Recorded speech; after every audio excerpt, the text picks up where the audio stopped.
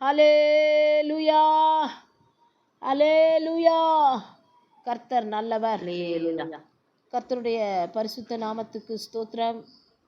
இந்த நாளிலும் 11வது நாள் உபவாச ஜெபம். தேவன் நம்மோடு பேசுவாராக. அவருடைய பாதத்திலே நம்மை தாழ்த்தி, இயேசுவே, இந்த நாளிலே தேவன் எங்களோடு இடைப்படுவீராக. நாங்கள் எங்களை முற்றிலும் அர்ப்பணிக்கிறோம். எங்களுடைய ஆவி, ஆத்துமா, சரீரம் முற்றிலும் அர்ப்பணிக்கிறோம். எங்கள் தேவன் நீர் பெரியவர் ராஜா. நாங்கள் ஆண்டவரே உம்முடைய வார்த்தைகளை கேட்கும்படியாக எங்கள் இருதயங்களையும் எங்களையும் நாங்கள் தாழ்த்துகிறோம். நாங்கள் ஒன்றுக்கும் உதவாத ஆண்டவரே வெறும் மண் பாண்டங்கள். ஆண்டவரே, எங்களை நீர் பயன்படுத்துவீராக, தகுதிப்படுத்துவீராக, தகுதியுள்ள பாத்திரங்களாய் மாற்றுவீராக. எங்களோடு தேவன் இடைப்படுவீராக. மாம்சத்தை மறையுங்க, ஆவியானவர் வெளிப்படுங்க. ஓ மாம்சத்தை ஆண்டவரை ஒருபோதும் மாம்சத்திலே ஒரு வார்த்தை பேசாதபடிக்கு நாவையும் வாயையும் புட்டு போடும்படியாக செபிக்கிறோம். எங்கள் தேவன் நீர் கிரியை செய்ய வேண்டுமா செபிக்கிறோம். இன்றைய தினம் நீங்க பேசுங்க. துதி கன மகிமை உமக்கே செலுத்துகிறோம். இயேசுவின் மூலம் செபிக்கிறோம் ஜீவனுள்ள நல்ல பிதாவே. ஆமேன், ஆமேன், ஆமேன். ஹல்லேலூயா. 11வது நாள் தேவன் நம்மோடு பேச போகிற காரியம் என்ன அப்படின்னு பார்த்தீங்கன்னா, லூக்கா எழுதின சுவிசேஷம் 14ஆம் அதிகாரம் 11ஆம் வசனம் எடுத்து வாசி. லூக்கா 14:11.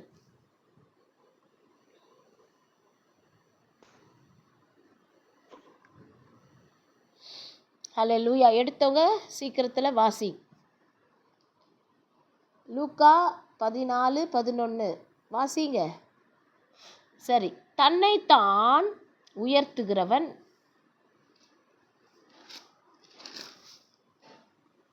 தன்னைத்தான் உயர்த்துகிறவன் எவனும் தாழ்த்தப்படுவான், தன்னைத்தான் தாழ்த்துகிறவன் உயர்த்தப்படுவான் என்றார். ஹல்லேலூயா. தன்னைத்தான் உயர்த்துகிறவன் எவனும் தாழ்த்தப்படுவான், தன்னைத்தான் தாழ்த்துகிறவன் உயர்த்தப்படுவான் என்றார். ஹல்லேலூயா. இது யார் சொல்றது அப்படின்னு கேட்டிங்கன்னா, ஆண்டவராகிய இயேசு கிறிஸ்து அவர் உவமையை சொல்லும் பொழுது அவர் ஜனங்களிடத்திலையும் சீஷர்களிடத்திலையும் அடிக்கடி பேசுவார். பேசும் பொழுது உவமைகளை சொல்லி சீஷர்களிடத்தில் ஜனங்களிடத்தில் பேசும் பொழுது அப்பா அவர் சொல்கிறாரு, தன்னைத்தான் உயர்த்துகிறவன் எவனும் தாழ்த்தப்படுவான், தன்னைத்தான் தாழ்த்துகிறவன் எவனும் உயர்த்தப்படுவான் சொல்லி சொல்கிறார். அப்போ அதுக்கு முன்னாடி நீங்கள் வசனங்களை வாசிக்க வேண்டாம். அந்த இடத்துல பார்த்தீங்கன்னு சொன்னால், அந்த இடத்துல அவர் ஒரு உவமையை சொல்லிகிட்டே வராரு. சொல்லிகிட்டே வரும்போது எப்படி ஆண்டவர் தன்னைத்தானே நாம் தாழ்த்திக்கணும் என்பதை குறித்து அவர் நமக்கு ஒரு எக்ஸாம்பிள் சொல்லி கொடுக்குறார். நீங்கள் அந்த 7ஆம் வசனத்திலிருந்து அப்படியே வாசிச்சுட்டே வரும் பொழுது, ஒரு விருந்துக்கு நம்ம அழைக்கப்பட்டோம்னா நம்ம ஃபஸ்ட்டு போய் முதன்மையான இடத்துல போய் நம்ம உட்காந்துட்டோம் அப்படின்னு சொன்னால், யாராவது நம்மளை பார்த்து ஐயோ இந்த இடம் உங்களுக்கு இல்லைங்க, இது வேற ஒருத்தர், உங்களை விட பெரிய போஸ்டிங்கில் இருக்கிறவர் ஒருத்தர் வரப்போகிறாரு, மரியாதைக்குரியவர் ஒருத்தர் வரப்போகிறாரு, அவருக்கு தான் இந்த இடம் சொல்லி உங்களை எழுப்பி பின்னாடி போய் உட்கார சொன்னாங்கன்னா அது ரொம்ப அசிங்கமாக போயிடும். ஆகையால் அது அவமரியாதையாய் போயிடும். ஆகையால் நீங்கள் போய் உட்காரும் பொழுதே பின்னாடி இருக்கிற இடத்துல நீங்கள் போய் உட்காருங்க. அப்போ ஒருவேளை உங்களை பார்த்து ஏன் இவ்வளோ பின்னாடி உட்கார்ந்துருக்கீங்க, முன்னாடி உட்காருங்க அப்படின்னு உங்களை கூப்பிட்டு உட்கார வச்சாங்கன்னா அது ஒரு மரியாதையாக இருக்கும்.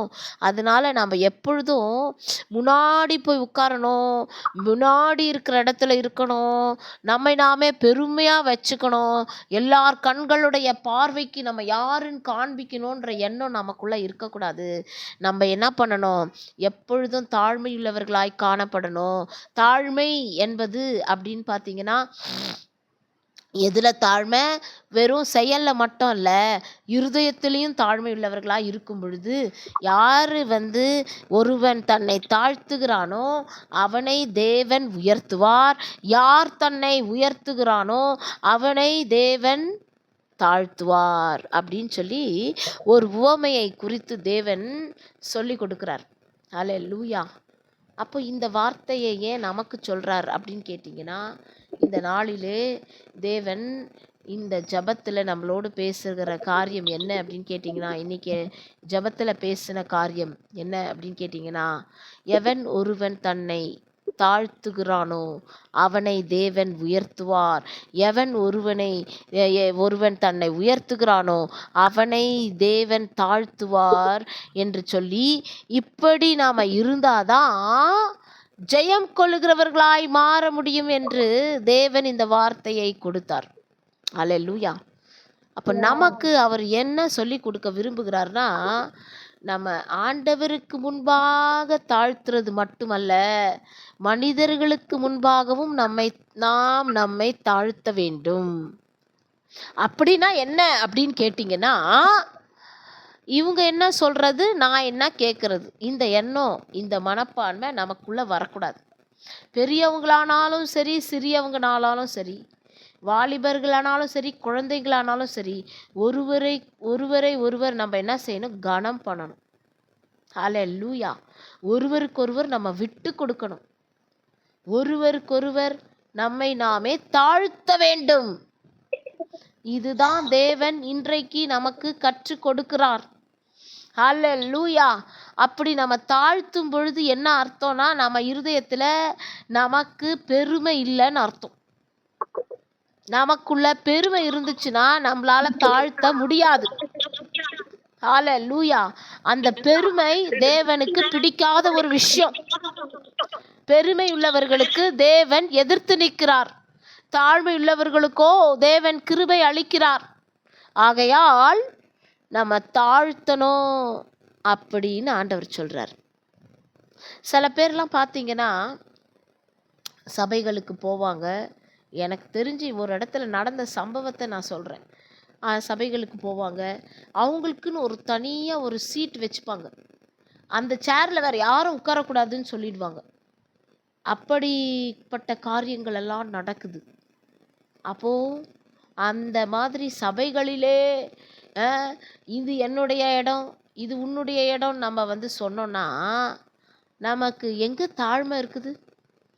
எங்கே இருந்தால் என்ன? தேவன் கொடுக்குற இடத்துல நம்ம போய் உட்கார்ந்து ஆராதனை செய்வோமே, விட்டு கொடுப்போமே. அது எப்படி இன்னொருத்தர் உட்காரலாம் அந்த இடத்துல அப்படின்னு நமக்கு எண்ணம் வராமல் இருக்கட்டுமே. ஹல்லேலூயா, ஹல்லேலூயா. அப்போது நம்ம ஆண்டவர் என்ன சொல்லி கொடுக்குறாரு? கல்யாண விருந்துக்கு போகும்போது நீங்கள் எங்கே உட்காரணும்? பின்னாடி போய் உட்காந்துக்கோங்க. எடுத்ததும் முன்னாடி போய் உட்காராதீங்க. முன்னாடி உட்கார்ந்த அப்புறம் உங்களை பின்னாடி போங்கன்னு சொல்லிட்டா அப்போது அது நமக்கு ரொம்ப மனசு கஷ்டமாயிடும். அதனால நீங்கள் என்ன பண்ணிடுங்க, உங்களை தாழ்த்திடுங்க. பின்னாடி போய் சைலண்ட்டாக உட்காந்துக்கோங்க. ஒருவேளை நீங்கள் பெரிய ஆளாக இருந்தால் கூட சரி, அவங்களே கூப்பிடட்டும், கூப்பிடும்போது நம்ம வரணும் அப்படின்னு ஆண்டவர் நமக்கு சொல்லி கொடுக்குறார். ஹல்லேலூயா. இதை எதை குறிக்கிறது அப்படின்னு பார்த்தீங்கன்னா, இது நம்மளுடைய தாழ்மையை குறிக்கிறது. லூக்கா எழுதின சுவிசேஷம் 18ஆம் அதிகாரம் 14ஆம் வசனம் வாசிங்க. 18-14. அவன் ஆமென். அவன் அல்ல, இவனே நீதிமானாக்கப்பட்டவனாய் தன் வீட்டுக்கு திரும்பி போனான் என்று உங்களுக்கு சொல்லுகிறேன். ஏனெனில் தன்னை உயர்த்துகிறவன் எவனும் தாழ்த்தப்படுவான், தன்னை தாழ்த்துகிறவன் உயர்த்தப்படுவான் என்றார். இது 2வது ஓமை ஆண்டவர் சொல்றது. எல்லா ஓமைகள் வழியாக தான் ஆண்டவர் நிறைய பேசுவார். முதல் ஓமை கல்யாண விருந்துக்கு போகிறத பற்றி சொன்னார். அங்கே எங்கே போய் உட்காரணும்னு சொல்லி கொடுத்தாரு. இந்த 2ஆம் ஓமை எதை குறிக்கிறதுனா, 2 மனுஷருங்க வந்து ஜெபம் பண்ணிட்டு இருந்தாங்க தேவாலயத்தில். அப்போ பார்த்தீங்கன்னு சொன்னால் ஒருத்தன் பரிசேயன், மற்றவன் ஆயக்காரன் அப்படின்னு போட்டிருக்கு. அப்போ இந்த பரிசேயன் என்ன பண்ணாராம், போய் நின்றுட்டு, ஆண்டவரே நான் வந்து யாருன்னு பார்த்தீங்கன்னா நான் பரிகாரர், அநியாயக்காரர், விபச்சாரக்காரர் ஆகிய மற்ற மனுஷரைப் போலவும் இந்த ஆயக்காரரைப் போலவும் நான் என்ன இராததினால் உம்மை ஸ்தோத்தரிக்கிறேன் போய் ஜெபம் பண்ணாராம். அவர் என்ன சொல்றாரு, நிறைய காரியங்கள் ஆண்டவருக்கு பிடிக்காத காரியங்கள் சுபாவங்கள் எல்லாம் சொல்லிட்டு, அவர்கள் இதெல்லாம் செய்கிற யாரா இருந்தாலும் அவங்கள போல நான் இல்லை ஆண்டவரே, இந்த வந்திருக்கிறாரே என் பக்கத்துல ஒரு ஆயக்காரர், அவரை போலவும் நான் இல்லை ஆண்டவரே, அதற்காக நான் உம்மை ஸ்தோத்தரிக்கிறேன்னு ஜெபம் பண்ணார். இது எப்படிப்பட்ட ஜெபம்? இது தன்னைத்தானே உயர்த்துகிற ஒரு ஜெபம், ஒரு பெருமை பாராட்டுகிற ஒரு ஜெபம். தன்னைத்தானே மேன்மை பாராட்டுகிறவன் அவன் இகழப்படுவான். தன்னைத்தானே தாழ்த்துகிறவன் தேவனால் மேன்மை பாராட்ட கடவன். தேவன் மேன்மை பாராட்டுவார் என்று இந்த நாளிலே தேவன் என்னோடு பேசினார். ஹல்லேலூயா. அப்போ பாருங்க, போய் நின்று அந்த தேவ ஆலயத்துல இப்படிப்பட்ட ஒரு ஜெபம் ஜெபிக்கும் போது இதை சைலண்டா ஆண்டவர் கேட்டுட்டே இருக்கிறார். பார்த்துட்டு சொல்றாரு பாருங்க, அவனுடைய நீதி எல்லாம் சுயநீதி எல்லாம் சொல்றாரு. நான் வாரத்துல என்ன பண்ணுவேன், 2 நாள் உபவாசிப்பேன், என் சம்பாத்தியத்தெல்லாம் தசம்பாகம் நான் தருவேன், செலுத்தி வருகிறேன் அப்படின்னு சொல்லி அவன் வாய் திறந்து ஜெபிக்கல, தனக்குள்ளே ஜெபம் பண்ணினான் வசனம் இருக்கு. எப்படி அவர் ஜெபம் பண்ணாரா? உள்ளதான் பண்ணிக்கிறார், மனசுல தான் பண்ணிக்கிறார், வாயை கூட திறக்கல. ஆனா அந்த ஜெபத்தை எல்லாத்தையும் யார் கவனிச்சிட்டு இருக்காங்க? தேவாதி தேவன், பரலோக தேவன். ஏன்னு சொன்னா அந்த பரலோக தேவனுக்கு மறைவானது ஒன்றுமில்லை, எல்லாருக்கும் வெட்டமும் வெளிச்சமுமாய் காணப்படுகிறது. உள்ளத்துல நம்ம யோசிக்கிற யோசனைகள் கூட பரலோக தேவனுக்கு தெரியும். வெளியில ஒரு வேஷம் போட்டுட்டு வெளியில எல்லாரும் ஜெபிக்கிறது போல ஜெபிச்சுட்டு உள்ளத்துல வேற ஜெபம் பண்ணோம், அதை தேவன் அறிவார். ஹல்லேலூயா. அந்த தேவனுக்கு முன்பாக நம்ம அவரை ஏமாற்ற முடியாது. அப்படி நாம செய்கிறவர்களாய் காணப்படுவோமானால் நம்மளை நாமே ஏமாற்றிக் கொள்ளுகிறோம் என்ற அர்த்தம். அல்லேலூயா, அல்லேலூயா. ஆகையால் இந்த நாளிலே தேவன் நம்மை பார்த்து சொல்லுகிறது என்னது, நம்ம அந்த பரிசேயனை போல ஜெபிக்க கூடாது. அது கடைசியில நீங்க அதுக்கப்புறம் பார்த்தீங்கன்னா அதுல வந்து அந்த மேல உள்ள வசனங்களை கீழே உள்ள வசனங்களை வாசிக்கும் பொழுது அவர் சொல்லி ஜெபம் பண்ணும் பொழுது அந்த ஆயக்காரன் தூரத்திலே நின்று தன் கண்களையும் வானத்துக்கு ஏறெடுக்க துணியாமல் தான் மார்பிலே அடித்து கொண்டு, தேவனே பாவியாகிய என்மேல் கிருபையாயிரும் என்றான். அப்ப பாருங்க, அவர் என்ன ஜெபிக்கிறாரு, இந்த ஆயக்காரர் தூரத்துல நின்றுட்டு தன்னுடைய மார்பில் அடிச்சுக்கிட்டு, ஆண்டவரே இந்த பாவியாகிய என்மேல் தயவு செஞ்சு இறங்குங்கப்பா, நான் பாவிதான்ப்பா, நான் ஒத்துக்கிறேன்ப்பா, நான் வந்து பரிசுத்தவான் கிடையாதப்பா, எனக்குள்ள நிறைய பாவம் இருக்குதுப்பா, ஆனாலும் என்னை மன்னிச்சிருங்க, என் மேல் கிருபையா இறங்குங்க அப்படின்னு சொல்லி அவர் ஜபிக்கிறார். அப்போ இங்கிலீஷ்ல யாரு அவருன்னு கேட்டீங்கன்னா பப்ளிகன் அப்படின்னு போட்டிருக்கு இங்கிலீஷ்ல. ஆயக்காரன் என்பதுக்கு இங்கிலீஷ்ல பப்ளிகன். பப்ளிகன்னா சாதாரண ஒரு மனுஷன். இந்த பரிசேயன் என்பவர் பாரசி. இவர் யாருன்னு கேட்டிங்கன்னா அந்த காலத்திலேயே இவங்க எல்லாவற்றையும் நல்ல வேதத்தை அந்த எல்லாவற்றையும் நல்ல அறிந்தவர்கள் இவர்கள்லாம். அப்போ இவருடைய ஜபத்தையும் அந்த ஆயக்காரனுடைய ஜபத்தையும் பார்த்து தேவன் ஒரு வித்தியாசத்தை சொல்லி கொடுக்கிறார். என்ன சொல்லி கொடுக்கிறாரு பாருங்க, அவர் எப்படி ஜெபிச்சாரு அந்த பாரசி. அந்த பாரசி என்ன சொல்றாரு கடைசியா, அப்படி நான் வந்து இப்படி எல்லாம் வந்து நான் இருக்கிறேன், நான் வந்து எப்படிப்பட்டவன் ஆண்டவரே, என்னை போல இல்லை, யாரும் இல்லை அப்படின்னு சொல்லி தன்னைத்தானே அவர் என்ன பண்றாரு? மேன்மைப்படுத்தி கொள்ளுகிறார். அல்லேலூயா, அல்லேலூயா. அப்போ இப்படி இருக்கும்போது ஆண்டவர் சொல்றாரு, இப்படி ஒரு ஜெபத்தை செய்கிறவன் அல்ல, இவன் அல்ல. அந்த வசனத்துல நீங்க வாசிக்கும் பொழுது என்ன அழகாய் போட்டிருக்குது, அவன் அல்ல, இவனே நீதிமானாக்கப்பட்டவனாய் தன் வீட்டுக்கு திரும்பி போனான். யார் நீதிமானாக்கப்பட்டாங்க? அந்த பப்ளிக்கன், அந்த ஆயக்காரன் தான் நீதிமானாக மாற்றப்பட்டான். ஹல்லேலூயா. அவனுக்குள் அநேக குற்றங்கள் இருந்தது, அநேக குறைவுகள் இருந்தது. அவனுக்கு ஒன்றும் ரொம்ப ஆண்டவரை பற்றி தெரியாது. ஆனால் ஒன்று மட்டும் இருந்தது, அவனுக்குள்ளே தாழ்மை இருந்தது. தன்னைத்தானே என்ன பண்ணல? ஹல்லேலூயா.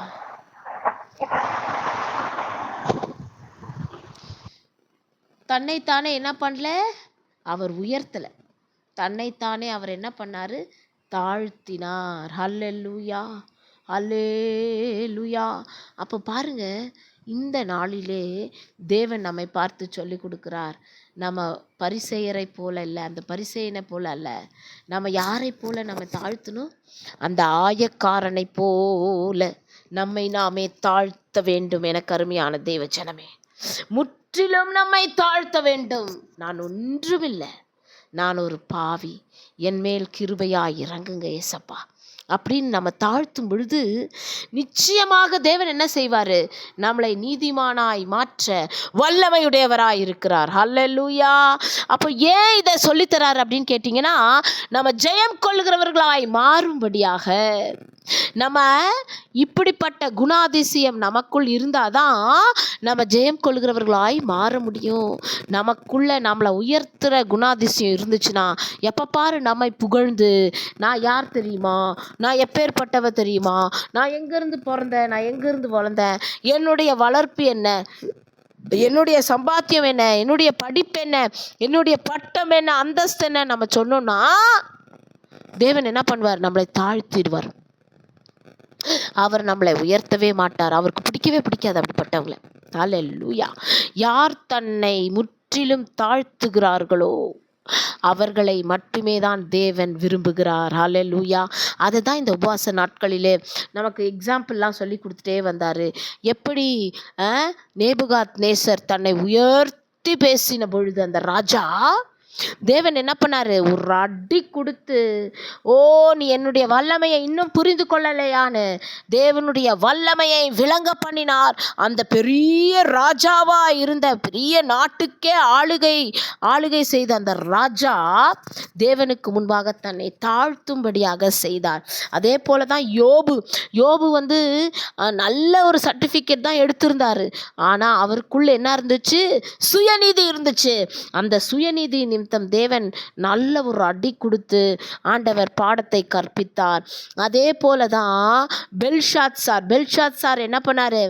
அவருக்கு எல்லாவற்றையும் அறிந்தும் சத்தியத்தை அறிந்த பிற்பாடும் அந்த ராஜா என்ன பண்ணாரு? தன்னை தாழ்த்தவில்லை. அவர் தன்னை உயர்த்தி மேட்டிமையாய் இருந்த பொழுது மெனே மெனே தெக்கேல் உபார்சின் என்று ஒரு கை எழுதினது. அந்த கை சொன்னது போலவே தெராசிலே உன்னுடைய கிரியைகள் நிறுத்தப்பட்டிருக்கிறதுன்னு சொல்லி ஆண்டவர் பேசின மாத்திரத்தில் அன்று இரவே பெல்ஷாத்சார் கொலை செய்யப்பட்டார். ஹல்லேலூயா.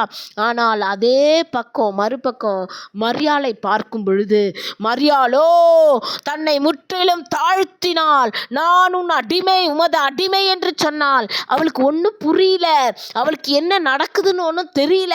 ஆனாலும் கர்த்தர் சொன்னார், கர்த்தர் சொன்னதை நான் கேட்பேன், அதன்படி நான் செய்வேன் என்று தன்னை முற்றிலும் தாழ்த்தினபடினால் மரியாளை தேவன் உயர்த்தினார். மரியாளுடைய பாத்திரம் இன்றைக்கு வரைக்கும் பேசப்பட்டிருக்கிறது. அந்த மகள் மூலியமாய் தேவனுடைய நாமம் மகிமைப்பட்டு கொண்டிருக்கிறது. அப்படியாய் தேவன் உயர்த்தினார். அதே போல யோவான் ஸ்தானகன் என்ன பண்ணாரு? அவருடைய வாரை நான் காலிலே அந்த கட்டப்பட்ட அந்த வாரை அவிழ்ப்பதற்கு கூட எனக்கு தகுதி இல்லைன்னு தன்னை தாழ்த்தினார். அவர் யார் என்று தன்னுடைய பெயரை கூட சொல்லாதபடிக்கு இதோ வனாந்திரத்தில் கூப்பிடுகிற சத்தமாய் இருக்கிறேன் என்று சொல்லி தன்னை அறிமுகப்படுத்தி கொண்ட அந்த யோவான் ஸ்தானகனை தேவன் உயர்த்தினார். அவருடைய பெயர் இன்றைக்கு வரைக்கும் பேசப்படுகிறது. அவர் மூலமாய் தேவனுடைய நாமம் மகிமைப்படுகிறது.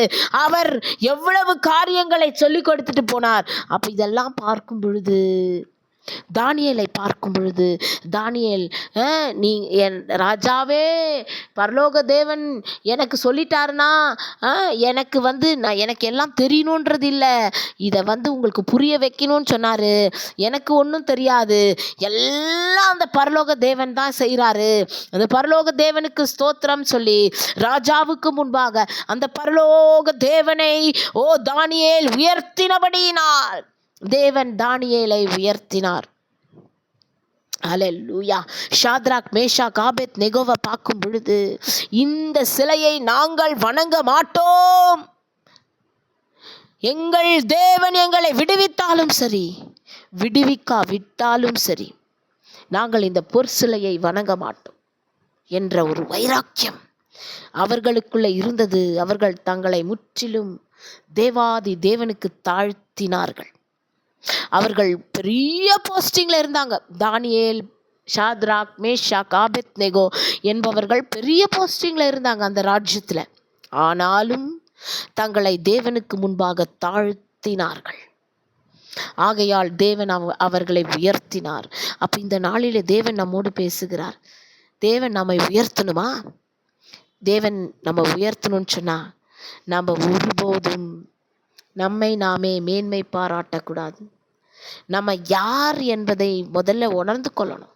நம்ம ஒன்றுக்கும் உதவாத குப்பையும் மண்ணும் தூசியும் என்பதை உணர்ந்து கொள்ளணும். தேவன் ஒரு விரலை அசைத்தார் என்று சொன்னால் நாம் எம்மாத்திரம் என்பதை உணர்ந்து கொள்ளணும். தேவன் நம்மோடு இராவிட்டால் எப்படி நம்மளை பகைஞர்கள் பிசாசானவன் நம்மளை நரகத்திற்கு நேராக இழுத்து சென்று விடுவான் என்பதை குறித்து நம்ம உணர்ந்து கொள்ளணும். தேவன் நம்மோடு இல்லாவிட்டால் நம்ம நரகத்திற்கு தான் நம்ம போயிடுவோம், பரலோகத்துக்கு போக முடியாது, ஜெயம் கொள்கிறவர்களாய் மாற முடியாது என்பதை உணர்ந்து கொள்ளணும். அப்ப அந்த தேவாதி தேவன் நம்மளுடைய உள்ளத்திலே வாசம் செய்கிறவராய் மாற வேண்டுமானால், நாம் ஜெயம் கொள்கிறவர்களாய் பரலோகத்திற்கு செல்ல வேண்டுமானால், நம்ம மாம்சம் மேலோகாதபடிக்கு, நம்மை நாமே மேன்மை பாராட்டாதபடிக்கு நம்ம என்ன செய்யணுங்க? நம்மை நாமே தாழ்த்த வேண்டும். ஹல்லேலூயா, ஹல்லேலூயா. இந்த காரியத்தை குறித்து தான் தேவன் இன்றைக்கு நம்மோடு பேச போகிறார். இதுதான் இன்ட்ரடக்ஷன். இன்னும் நிறைய இருக்கு. இருந்தாலும் என்னால் எவ்வளவு முடியுமோ அவ்வளவு நேரம் நான் கர்த்தருடைய வார்த்தையை சொல்ல விரும்புகிறேன். ஹல்லேலூயா. பிலிப்பியருக்கு எழுதின நிருபம் 2ஆம் அதிகாரம் 3-5 வசனங்களை எடுத்தவங்க கடகடன் வாசிக்கலாம். ஹல்லேலூயா. பிலிப்பியருக்கு எழுதின நிருபம் 2ஆம் அதிகாரம் 3-5 வசனங்கள். சரி, வாசிங்க. ஒன்றையும் வாதினாலாவது வீண் பெருமையினாவது செய்யாமல் மனத்தாழ்மையினாலே ஒருவருக்கொருவர் தங்களிலும் மேன்மையானவர்களாக எண்ண கடவீர்கள். அப்படிங்க 5 வரைக்கும். அவனவன் தனக்கானவைகள் அல்ல பிறருக்கானவைகளையும் நோக்குவானாக. கிறிஸ்து இயேசுவில் இருந்த சிந்தையே உங்களிலும் இருக்க கடவுது. இதுல 3 காரியங்கள் ஆண்டவர் நமக்கு சொல்லி கொடுக்கிறார். இதுல 1 பார்க்கறதே பெரிய விஷயம் நினைக்கிறேன் நான். எப்படி ஆண்டவர் நடத்துறாரோ நடத்தட்டும். ஒன்றையும் வாதினாலாவது வீண் பெருமையினாலாவது செய்யாமல், அல்லேலூயா, மனத்தாழ்மையினாலே ஒருவரை ஒருவர் தங்களிலும் மேன்மையானவர்களாக எண்ண கடவீர்கள். நம்ம ஒரு காரியத்தை செய்யணும்னு சொன்னா நமக்குள்ள பெருமையாலையோ இல்லை நமக்குள்ள இருக்கிற பவர், நமக்குள்ள இருக்கிற வல்லமை எப்படிப்பட்டதுன்றது காமிச்சு அப்படியோ நம்ம காரியத்தை நடத்தணும்னு நினைக்க கூடாது என்று கர்த்தர் இந்த நாளிலே நமக்கு கற்றுக் கொடுக்கிறார். என்ன பண்ணணுமா? ஒருவரை ஒருவர் தங்களிலும் மேன்மையானவர்களாக எண்ண கடவீர்கள். நம்ம ஒருத்தரை என்ன பண்ணோம்? நம்ம பெரியவன் கிடையாது, நம்ம விட நம்ம கூட இருக்கிறவங்களுக்கும் எல்லாமே தெரியும் என்ற எண்ணம் நமக்குள் இருக்க வேண்டும். நமக்கு தான் எல்லாம் தெரியும், மற்றவங்களுக்கு யாருக்கும் எதுவும் தெரியாதுன்ற எண்ணம் நமக்குள்ள இருக்கக்கூடாது. முதல்ல நம்மளை மற்றவர்களை மேன்மையாய் வைக்க, மேன்மையான இடத்திலே வைக்க நம்ம பழகி கொள்ளணும். அல்லேலூயா. யார் என்ன சொன்னாலும் ஃபஸ்ட்டு கேட்போமே. அது தேவன் சொல்கிறதா இருந்தால் எடுத்துக்கொள்வோமே. ஆண்டவர் சொல்கிற ஆலோசனையாக இருந்தால், அது நல்ல ஆலோசனையாக இருந்தால் எடுத்துக்கொள்வோமே. ஒரு சிறு குழந்தையாக இருந்தால் கூட தேவன் பாலகன் வாயினால் அவர் என்ன பண்ணுவார்? தன்னுடைய வார்த்தைகளை வெளிப்படுத்துவாரே, துதியை சொல்லி வருவார்களே. அப்படி இருக்கும் பொழுது யாராக இருந்தாலும் முதல்ல நம்ம கேட்கிற பழக்கம், கேட்டு அவர்களை என்ன பண்ணணும்? நம்ம அவர்களுக்கும் தெரியும் என்ற எண்ணம் நமக்குள் இருக்க வேண்டும். அவங்கள விட்டு கொடுக்காம, அவங்க பேசவே விடாமல் நம்ம பாட்டுக்கு பேசிக்கிட்டே இருந்தோம்னு சொன்னால் அப்போ என்ன நடக்குதுன்னு ஆண்டவர் சொல்லி கொடுக்குறாருன்னா, நமக்குள்ள என்ன இல்லை? தாழ்மை இல்லை. அவங்க சொல்கிறத நம்ம கேட்கணுன்ற எண்ணம் நமக்குள்ளே இன்னும் வரல. அவங்க என்ன சொல்கிறது, நம்ம ஃபஸ்ட்டு நம்ம பேசி முடிச்சிடுறோம். நம்ம சொல்கிறது தான் மற்றவங்க கேட்கணும் அப்படின்ற எண்ணம். இந்த எண்ணத்தை தேவன் அறவே வெறுக்கிறார். அல்லேலூயா. இன்னொருத்தவங்களை பார்த்து நம்ம என்ன செய்யணும்? மேன்மை உள்ளவர்களாய் எண்ணணும் ஃபஸ்ட்டு. நான் மற்றவங்க சொல்கிற ஆலோசனையும் நம்ம கேட்டு தேவன் சொல்லுகிற ஆலோசனையாக இருந்தால் அதை எடுத்துக்கொள்ளலாமே, தப்பு இல்லை. தேவன் சொல்லுகிற ஆலோசனை இல்லாமல் மாம்சத்திலிருந்து வருகிற ஆலோசனையாக இருந்தால் அதை நம்ம கேட்க வேண்டாம். அதனால தேவன் சொல்கிறாரு, முதல்ல இந்த ஒரு காரியம். அப்போது ஒருவருக்கொருவர் அப்படின்னா யாரு? இப்போ வீட்டில் கணவன், மனைவி, பிள்ளைங்க அப்படி நம்ம இருக்கும் பொழுது, கணவன் சொல்வதை மனைவி கேட்க வேண்டும், மனைவி சொல்வதை கணவன் கேட்க வேண்டும். அதே மாதிரி பிள்ளைகள் சொல்வதை, அது ஒருவேளை நல்ல காரியமாக இருந்தால் பெற்றோர் எடுத்துக்கொள்ளலாம், பெற்றோர் சொல்வதை பிள்ளைகள் கேட்க வேண்டும். இப்போ அம்மா அப்பா எல்லாரும் இருக்கும் போதும், ஒரு பெரிய ஃபேமிலியாக இருக்கும் போதும், யார் என்ன சொல்கிறாங்கன்றதை உற்று கவனித்து, அது தேவனிடத்திலே நம்ம ஜெபிச்சு நல்ல ஆலோசனையாக இருந்தால் அதை எடுத்துக்கொள்ளலாம். அப்போது முதல்ல ஒருவரை ஒருவர் மதிக்க கற்றுக்கணும் நம்ம. அல்லேலூயா. அப்போ இந்த ஒரு சுபாவம் இன்னைக்கு நாளைக்கு குடும்பங்களிலே இல்லாதபடியினால் தேவன் என்ன சொல்கிறாரு? நம்ம எப்படி மாற முடியாது? ஜெயம் கொள்ளுகிறவர்களாய் மாற முடியாது என்று தேவன் நமக்கு கற்றுக் கொடுக்கிறார். பாருங்க, அதே பிலிப்பியருக்கு எழுதின நிருபம் 1ஆம் அதிகாரம் 15 வாசிங்களேன், 17 வரை. 1:15-17. சிலர் பொறாமையினாலும் விரோதத்தினாலும் சிலர் நல் மனதினாலும் கிறிஸ்துவை பிரசங்கிக்கிறார்கள். சிலர் என் கட்டுகளோடு உபத்திரவத்தையும் கூட்ட நினைத்து சுத்த மனதோட கிறிஸ்துவை அறிவியாமல் விரோதத்தினாலே அறிவிக்கிறார்கள். சுவிசேஷத்திற்காக நான் உத்தரவு சொல்ல ஏற்படுத்தப்பட்டவன் என்று அறிந்து சிலர் அன்பினாலே அறிவிக்கிறார்கள். வஞ்சகத்தினாலாவது உண்மையினாவது எப்படியாவது கிறிஸ்து அறிவிக்கப்படுகிறார். அதனால் சந்தோஷப்படுகிறேன், இன்னமும் சந்தோஷப்படுவேன். சரி, இது பவுல் அந்த பரிசுத்தவான் அவர் சொல்லுகிற ஒரு காரியம். இந்த 18ஆம் வசனம் இதை விடுங்க. இன்னைக்கு தேவர் நம்மோடு பேச போகிற காரியம் எதை குறித்துனா, பொறாமையினாலும் விரோதத்தினாலும் சிலர் நல் மனதினாலும் கிறிஸ்துவை பிரசங்கிக்கிறார்கள். இப்போ அவர் சொல்றாரு பெருமனதோடு. அதனால என்ன? தேவனுடைய சுவிசேஷத்தை பிரசங்கிக்கிறாங்க. அந்த சுவிசேஷத்தை கேட்டு ஒரு ஆத்மா மனம் திரும்பிச்சுன்னா சந்தோஷப்படலாமே, அதனால என்ன அப்படின்னு பவுல் சொல்றார்.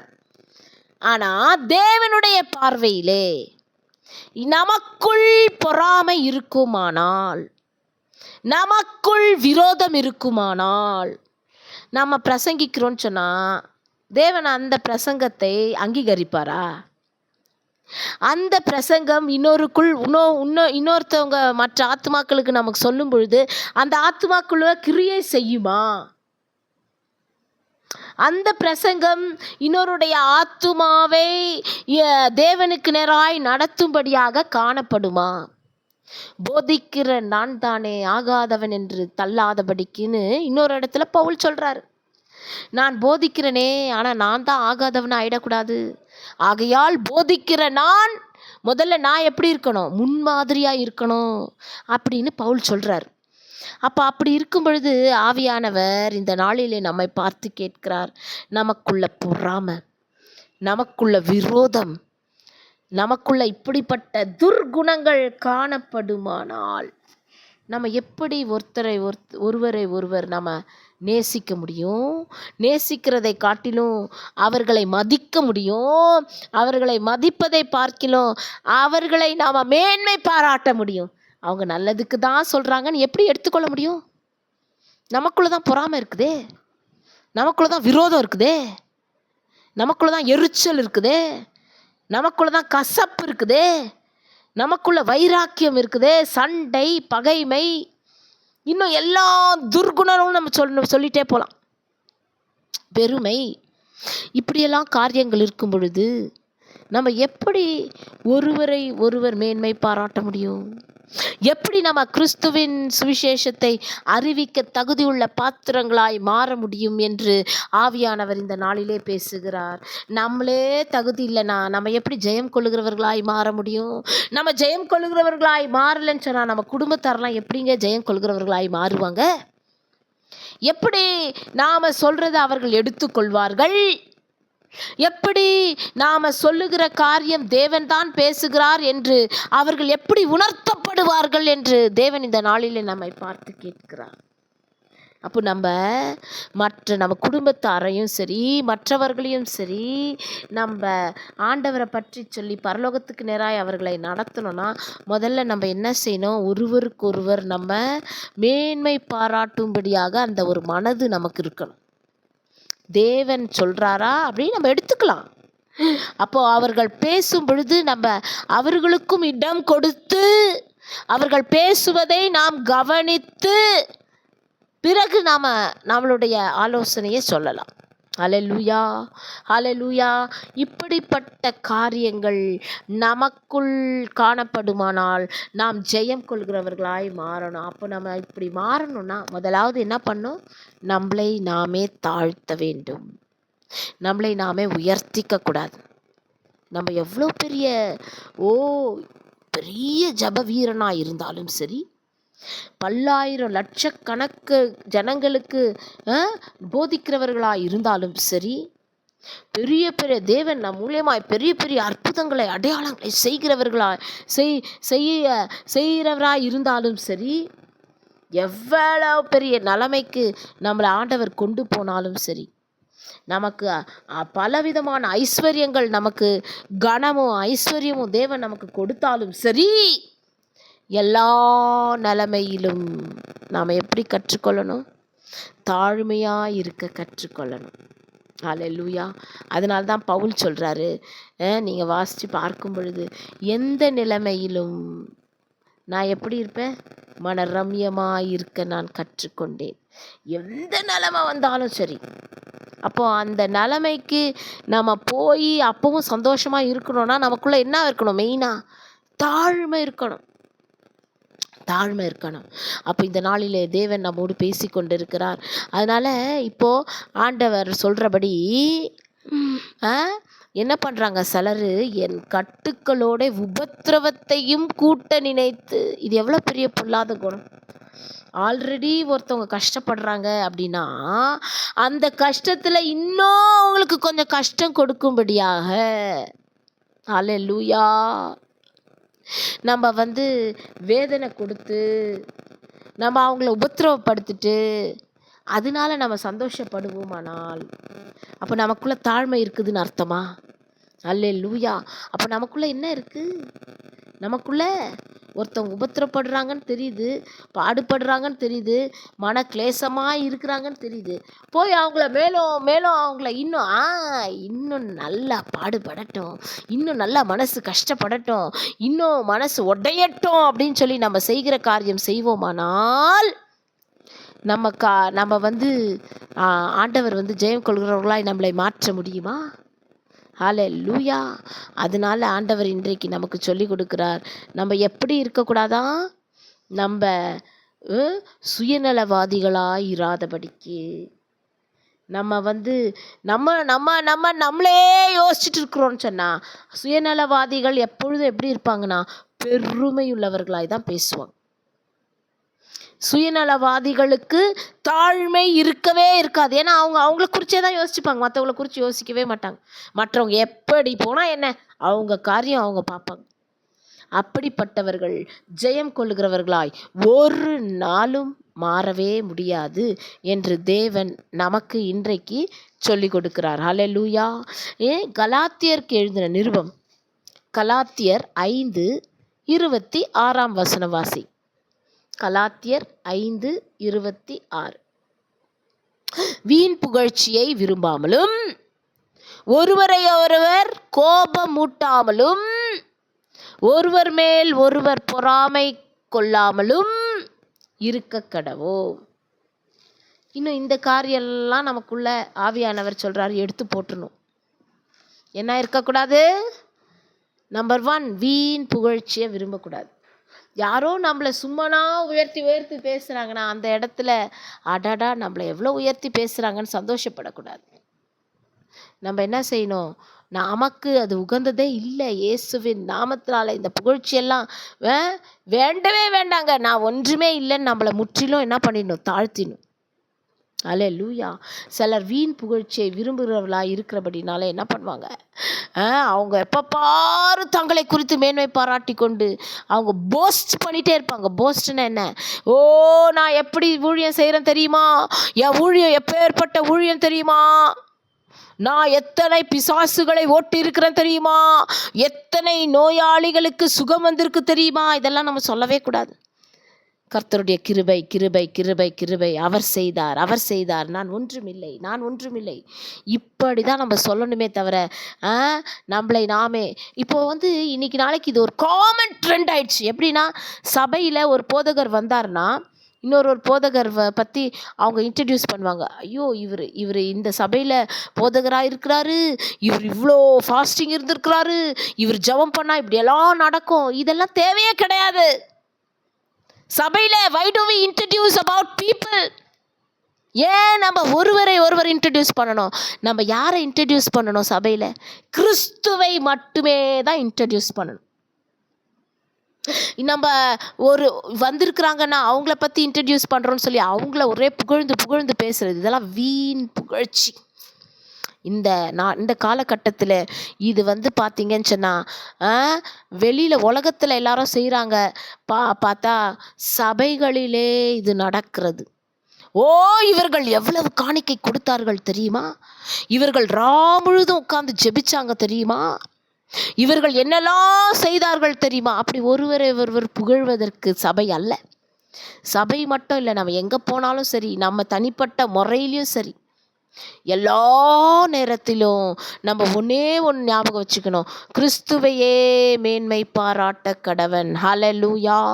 நம்மை நாமே மேன்மை பாராட்டாதபடிக்கு கிறிஸ்துவையே மேன்மை பாராட்டும்படியாக வீண் புகழ்ச்சியை விரும்பவே கூடாது. ஹல்லேலூயா ஹல்லேலூயா ஹல்லேலூயா. மாலை போடுறது சபையில இதெல்லாம் பயங்கரமாக நடக்குது. ஷால் போத்துறது, இதெல்லாம் என்னதுங்க? வீண் புகழ்ச்சி. நம்ம யாரு? இயேசுவின் அடிமை. ஊழியக்காரன்னு சொன்னால் இன்னும் இன்னும் ஒரு ஸ்டெப்பு நம்ம தாழ்த்திக்கு தான் வேணுமே தவிர, நான் இயேசுவுக்கு வேலைக்காரன் வேலைக்காரி என்று நம்மை நாமே சொல்லிக்க வேண்டும் தவிர, எல்லாரும் கைகளை தட்டி மேடையில் நிற்க வச்சு ஷாலை போத்தி இப்படிப்பட்ட காரியங்கள், வீண் புகழ்ச்சிகள், இதெல்லாம் பெருமையை குறிக்கிறது, நம்மை நாமே உயர்த்துகிறதை குறிக்கிறது.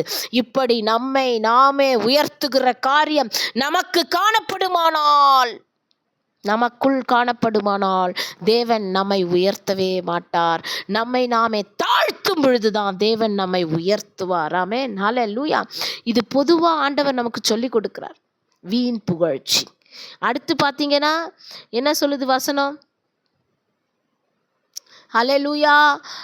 வீண் புகழ்ச்சியை விரும்பாமலும் ஒருவரை ஒருவர் கோபமூட்டாமலும். ஹல்லேலூயா. இந்த கோபம் ஊட்டுறது ரொம்ப மோசமான விஷயம். ஒருத்தவங்க கோபம் அடைகிறாங்கன்னு தெரிஞ்சால் இன்னும் மேலே மேலே மேலே நம்ம பேசி பேசி பேசி அவங்களுக்கு கோபம் ஊட்டுறது. இல்லை, ஒருத்தருக்கு ஒரு விஷயம் பிடிக்கல அப்படின்னு சொல்லிட்டாங்கன்னா அதோட திரும்பி திரும்பி அந்த விஷயத்தையே பேசி பேசி பேசி இல்லை இல்லை இல்லை இல்லைன்னு சொல்லி அவங்கள கோபம் ஊட்டுறது. இதெல்லாம் தேவனுக்கு பிரியமில்லாத குணம். இப்படி நம்ம கோபம் ஊட்டுறதுனால என்னத்தை காண்கிறோம்? சண்டை, வாக்குவாதம், விரோதம், பகைமை, எரிச்சல். ஒரு இடத்துல கோபம் உண்டாகுது, பிரச்சனை உண்டாகுதுன்னா அந்த இடத்துல நம்ம விட்டு கொடுத்து பழகணும்.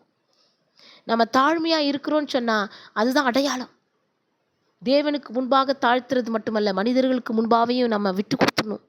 நம்மளை தானே பேசிட்டு போகிறாங்க, பேசிட்டு போட்டோம் அப்படின்னு விட்டு கொடுத்துடணும்.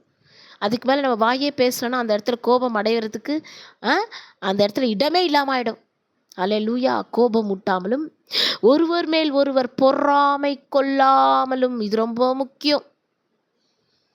இந்த பொறாமையினால தான் லூசிஃபர் எனப்பட்டவன் தள்ளப்பட்டான். இந்த பொறாமை இருந்ததுனால தான் அவனுக்கு நான் என்ன பண்ண போறேன், தேவனுக்கும் மேலாக என் ஸ்தானத்தை, என் மகிமை பிரதாபத்தை நான் உயர்த்துவேன்னு சொல்லி அவன் மனசுல நினைச்சான். தேவன் அவனை தள்ளிட்டார். அல்லேலூயா. அதனால பொறாமை ரொம்ப மோசங்க. பொறாமை, எல்லாரும் நல்லா இருந்துட்டு போட்டுமே, நமக்கே அந்த பொறாமை. தேவன் நம்ம எப்படி வச்சிருக்கிறாரோ அப்படி நம்ம இருந்துட்டு போவோம். கர்த்தர் நம்மளை எப்படி நடத்த விரும்புகிறாரோ அப்படி நடத்திட்டோம். நமக்கு கடைசியாக நம்மளுடைய கிரியைகளுக்கு தக்கவாறு நமக்கு என்ன கிடைக்க போகுது? பலன் கிடைக்க போகுது. நம்ம பரலோகம் போகிறோம், நம்ம ஜெயம் கொள்கிறவர்களாய் மாறணும். அப்போ நமக்குள்ள ஏன் பொறாமை, ஏன் வீண் புகழ்ச்சி, ஏன் கோபமூட்டுதல், இந்த காரியங்கள்லாம் இருக்குன்னு சொன்னால் நம்ம நல்லா புரிஞ்சுக்கலாம். நமக்குள்ள இன்னும் என்ன இருக்குது? தாழ்மை இல்லை.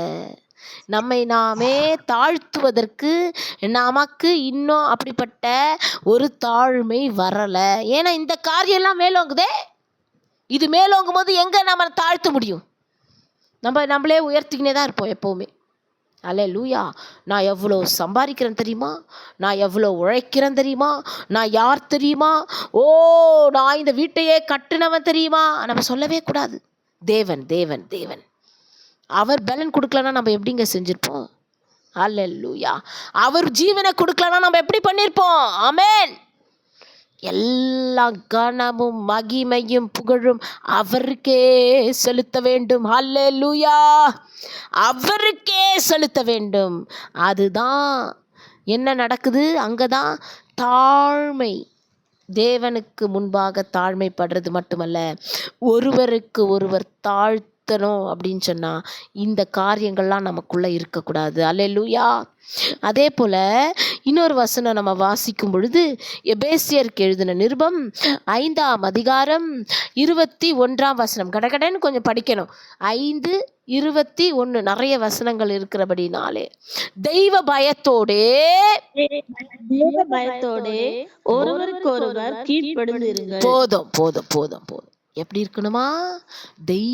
அதான் கீழ்ப்படினும். ஆனால் அங்கே ஒரு முக்கியமான பாயிண்ட்டு, தெய்வ பயத்தோடே.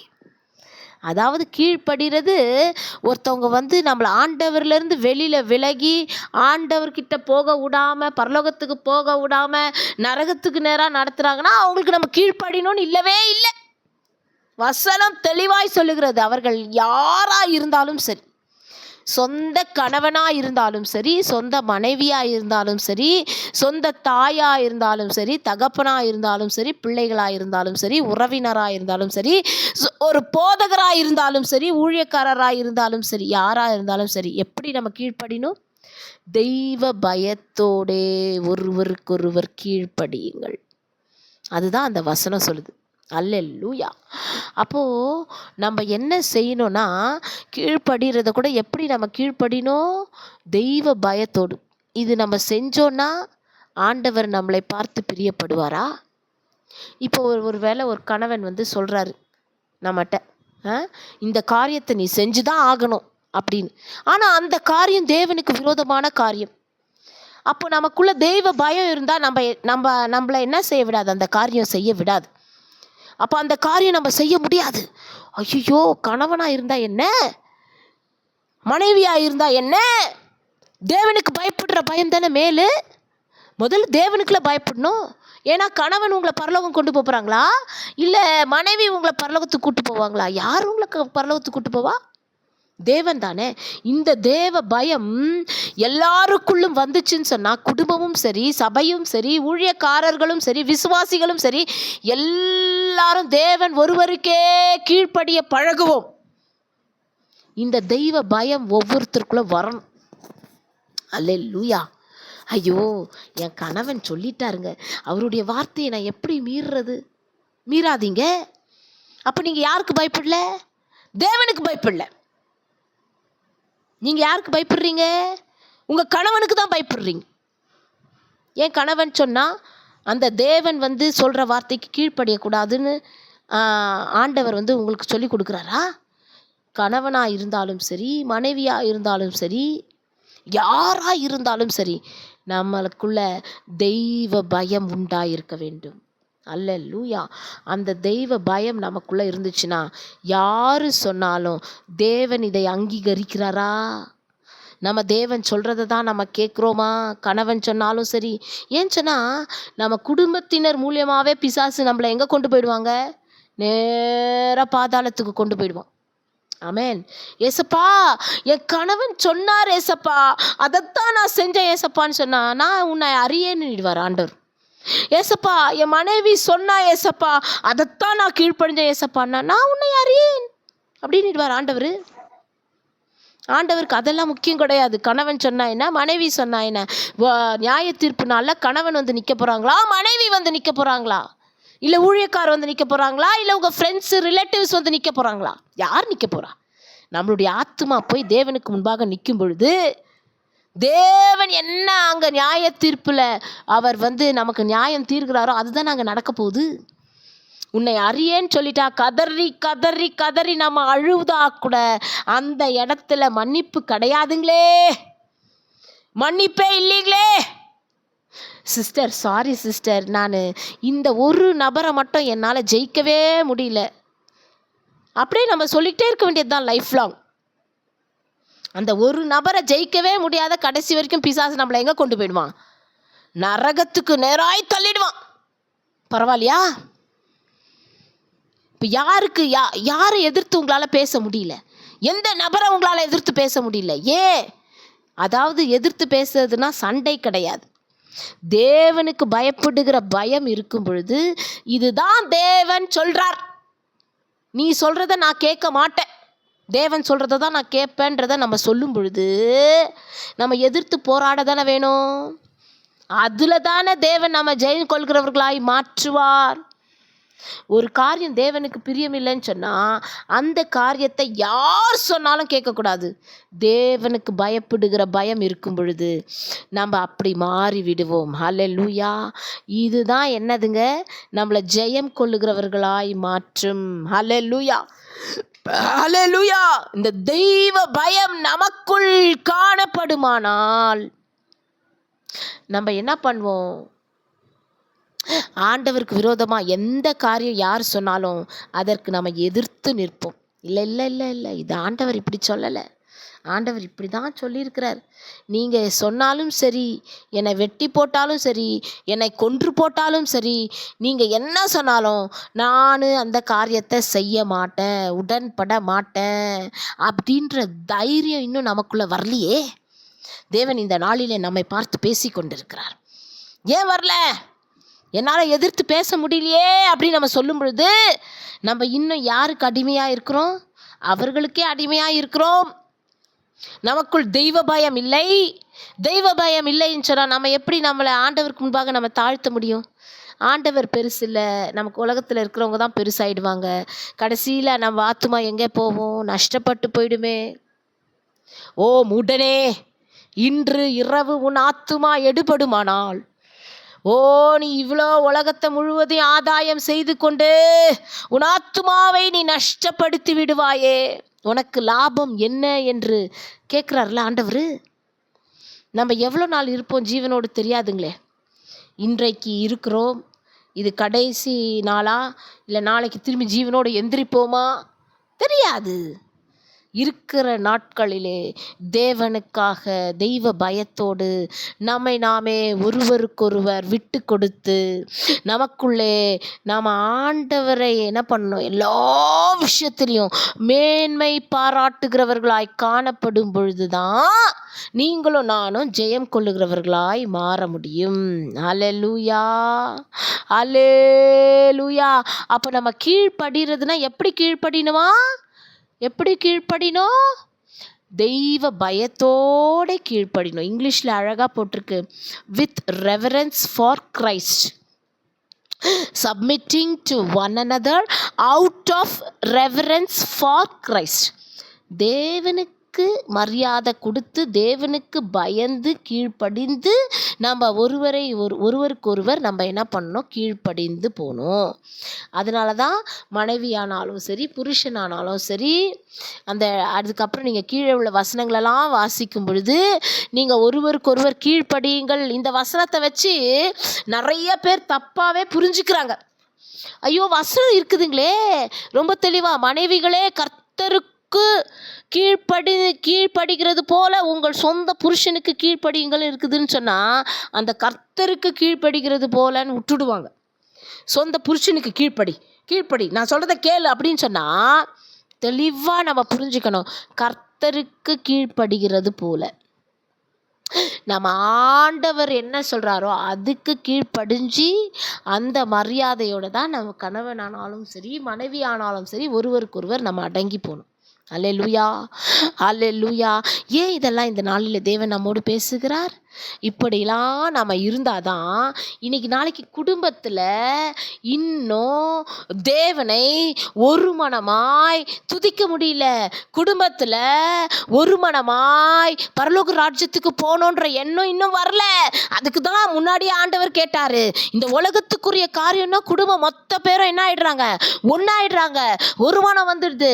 ஜாலியாக எங்கன்னா ட்ரிப்பு போகணுன்னா உடனே எல்லாரும் ஒன்றாயிடுறாங்க, எல்லாரும் ஒன்றா சேர்ந்து போகிறாங்க. வேற எங்கன்னா கல்யாணம் காட்சி விருந்துனா உடனே எல்லாரும் ஒன்றா சேர்ந்துக்கிறாங்க.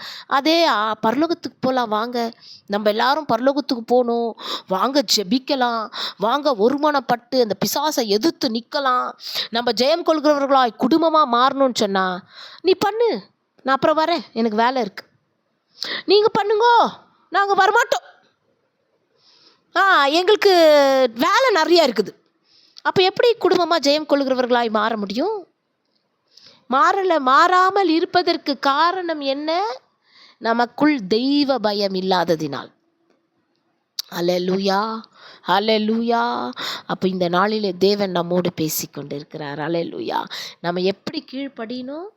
கர்த்தருக்குள் தெய்வ பயத்தோடே ஒருவருக்கொருவர் கீழ்ப்படிய வேண்டும். இப்படி ஒரு கீழ்ப்படிதல் குடும்பத்துக்குள் காணப்பட்டால் அப்போ குடும்பமாய் நம்ம எங்கே செல்லலாம்? பரலோகம் செல்லலாம். குடும்பமாய் ஜெயிக்கிறவர்களாய் மாற முடியும். அல்லேலூயா. நல்லா தெரியும் நம்ம பிள்ளைங்க மொபைலை வச்சு தப்பு செய்கிறாங்கன்ட்டு. ஆனால் நம்மளால என்ன செய்ய முடியல? தட்டி கேட்க முடியலையே. என்ன செய்கிறதுங்க? மொபைல் பார்த்துட்டே இருக்கிறாங்கன்னு அடிக்கணும். அந்த அடி கொடுத்து அது மூலியமாக வீட்டில் பிரச்சனை வருதா, ரகலை வருதா, சந்திக்கணும், வேறு வழி இல்லையே. இல்லைனா அந்த பிள்ளை பாழா போயிடுதுல, அந்த பிள்ளை நரகத்துக்கு போயிடுது, பரவாயில்லையா? அந்த பிள்ளைக்கு சாப்பாடு கொடுத்து நல்லா படிக்க வச்சு இந்த உலகத்தில் நல்ல பெரிய படிப்பு கொடுத்து எல்லாம் கொடுத்து அந்த பிள்ளையுடைய ஆத்துமா நஷ்டப்பட்டு போனால் தேவன் யார் இடத்துல கணக்கு கேட்பாரு? நம்ம இடத்துல தானே கணக்கு கேட்பாரு. நான் பிள்ளைகளை கொடுத்தேனே எதற்காய்? இந்த உலகத்தில் நல்லா இருக்கணும், அவ்வளோதானா? இந்த பிள்ளைகளுடைய ஆத்துமா பரலோகம் வந்து சேர்ந்துதா? இதற்கு நீங்கள் என்ன ஸ்டெப் எடுத்தீங்க? அப்படின்னு சொல்லி ஆண்டவர் நம்மளை கேட்டார்னா நம்ம என்ன பண்ணுவோம்?